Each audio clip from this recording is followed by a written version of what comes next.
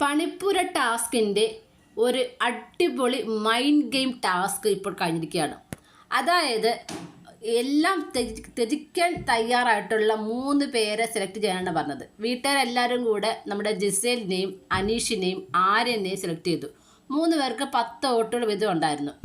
അവർ ആക്ടിവിറ്റിയിലേക്ക് ചെന്നപ്പോൾ ഒന്നാമത്തെ പെഡസ്ട്രിയിൽ നിന്നത് നമ്മുടെ അനീഷാണ്, രണ്ടാമത് ആര്യൻ, മൂന്നാമത് ജിസേൽ.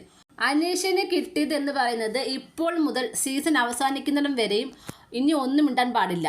അതായത് ഇനി ഒന്നും മിണ്ടാതിരിക്കണം. അതാണ് അനീഷിന് കിട്ടിയ ടാസ്ക്. അതങ്ങോട്ട് വായിച്ച് തീർന്നപ്പോഴത്തേക്കും തൊട്ട് അനീഷ് പിന്നെ ഒന്നും മിണ്ടത്തില്ല.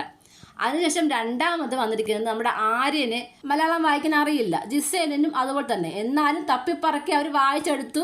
ജ്യൂസ് ഒറ്റയടിക്ക് കുടിച്ച് തീർക്കുന്ന കാര്യമാണെന്ന് വായിച്ചെടുത്തു. പക്ഷേ ബിഗ് ബോസ് പറയുന്നു, അനീഷോട് പറയുന്നു അനീഷ് അത് വായിച്ചു കൊടുക്കാൻ. എന്നിട്ട് പോലും അനീഷ് കേട്ടില്ല. കാര്യം എന്ന് പറയുന്നത് ഇത് ബിഗ് ബോസിൻ്റെ മൈൻഡ് ഗെയിം ആണെങ്കിലോ എന്നാണ് അനീഷ് കരുതുന്നത്.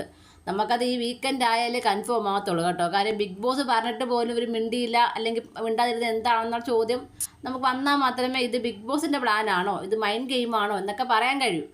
മൂന്നാമത് നമ്മുടെ ജിസേലിന് മുടി മൊത്തം മുട്ടയടിക്കുക എന്നതായിരുന്നു. അതെന്തായാലും ജിസേൽ ചെയ്യത്തില്ല. ജിസേൽ എന്നല്ല എനിക്ക് തോന്നുന്നല്ലോ ഒരു വിധമുള്ള പുരുഷന്മാരും ചെയ്യില്ല.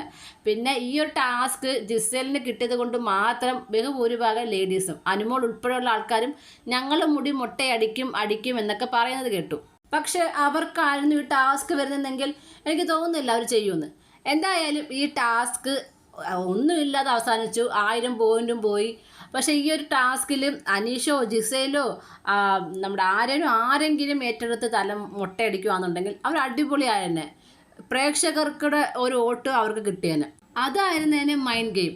പലരും പറയുന്നത് കേട്ടു അനീഷിൻ്റെതാണ് മൈൻഡ് ഗെയിം എന്ന്. പക്ഷേ അതിനേക്കാളും അടിപൊളിയായിട്ട് അനീഷോ ജിസേലോ ആര്യനോ ആരെങ്കിലും തല മുട്ടയടിച്ചെങ്കിൽ അവരായിരുന്നു തന്നെ അടിപൊളി.